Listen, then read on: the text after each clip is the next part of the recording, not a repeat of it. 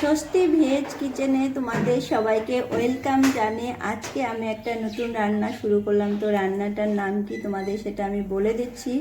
আজকে আমি রান্না করব পুয়ের ডাঁটা চচ্চড়ি। তো আমি পুয়ের ডাঁটা চচ্চড়িটা কীভাবে রান্না করি সেটাই তোমাদের সাথে শেয়ার করব। খুব সহজে এই রান্নাটা তোমরা করতে পারবে। তো আমি কিভাবে রান্নাটা করি সেটা তো তোমাদের সাথে শেয়ার করবই, তার সঙ্গে আমি বলে দিচ্ছি এই চচ্চড়িটার মধ্যে আমি কি সবজি দিয়েছি পুয়ের ডাঁটা তো দিতেই হবে, দিয়েছি ঝিঙে, আর দিয়েছি আলু, একটা আলু দিয়েছি, একটা ঝিঙে দিয়েছি, আর পুয়ের ডাঁটা দিয়েছি, আর কাঁচা লঙ্কাও কিন্তু আমি এখানে কেটে দিয়েছি। তো কাঁচা লঙ্কা আর কি ফোড়নে দেবো সেটাও তোমাদের একবার বলে দিচ্ছি। আমি ফোড়নে দেব কালো জিরে, রাঁধুনি সস, তারপরে দেব শুকনো লঙ্কা, তেল, লবণ, এগুলো তো দিতেই হবে। তো আমি গ্যাসটা অন করে দিয়েছি, আর আমার কিন্তু কড়াইটা গরম হয়ে গেছে, আমি তেলও দিয়ে দিয়েছি। তো আমি ফোড়নে দিয়ে দিলাম রাঁধুনি সস, শুকনো লঙ্কা, আর দিলাম কালো জিরে।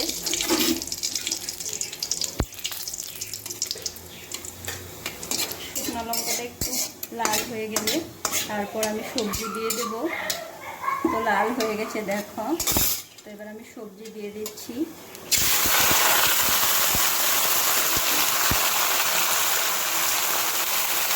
এবার দেবো নুন, পরিমাণ মতো নুনটা দিতে হবে।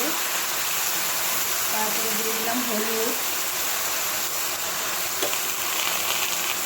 একটুখানি লঙ্কা, গুঁড়ো লঙ্কা কালারের জন্য একটু দিয়ে দিলাম।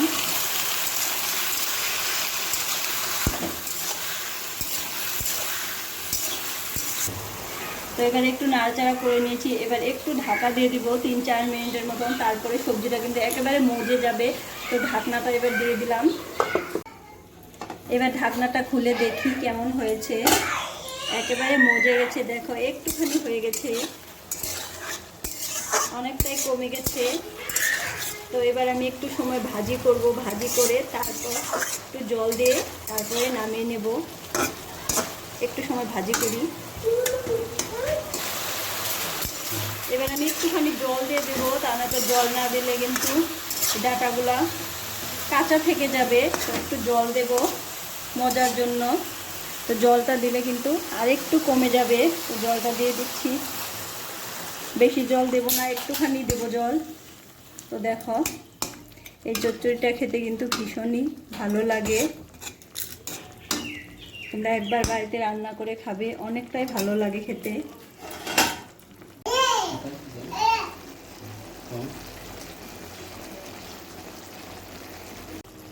আমার কিন্তু এটা রান্না করা হয়ে গেছে, নামাবো। এবার নামাবোর আগে একটু জিরের গুঁড়ো দেব, তো দিয়ে দিচ্ছি। তো দিয়ে একটু নাড়াচাড়া করব। এটা কিন্তু মজে একেবারে একটু হয়ে গেছে, অনেকটা কমে যায়। এটা খেতেও কিন্তু ভীষণই ভালো লাগে।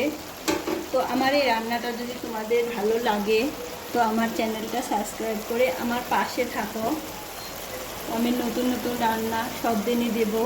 তো আমার চ্যানেলটা সাবস্ক্রাইব করে আমার পাশে থেকো আর আমাকে সাপোর্ট করো। তো আজকের ভিডিওটা আমি এখানে শেষ করলাম। ভালো লাগে একটা লাইক করো।